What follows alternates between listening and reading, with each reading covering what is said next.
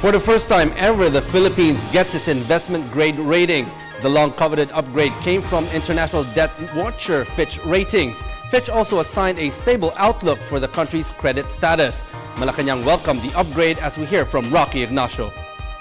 All slowing down in the country's economic development, President Aquino is happy to announce that the Fitch Group has upgraded the status of the Philippines from BB positive to BBB negative, a first in the history that a major credit ratings agency has granted an investment-grade status for the country.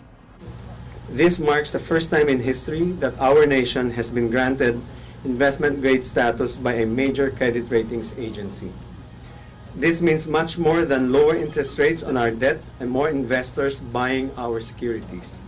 Greater access to low-cost funds gives us more fiscal space to sustain and further improve on social protection, defense, and economic stimulus, among others. More companies in the real economy can now consider us an investment destination. Investment grade for sovereign debt should also lead to lower borrowing costs for Philippine companies in the international markets, consequently allowing for higher valuations for their securities. Because of the improved credit rating status, the government expects additional foreign direct investments that would create more jobs and opportunities for the Filipinos. Secretary Lacerda also noted the impressive performance of the Philippine Stock Exchange for posting more than 6,000 points, the strongest market index under the Aquino administration.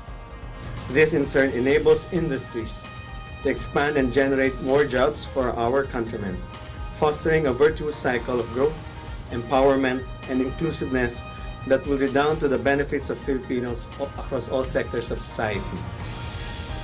The upgrade represents a perception of lessening risk in our markets.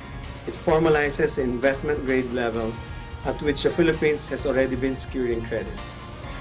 The international community had already impressed with the economic reforms implemented by the Aquino administration. This is an institutional affirmation of our good governance agenda.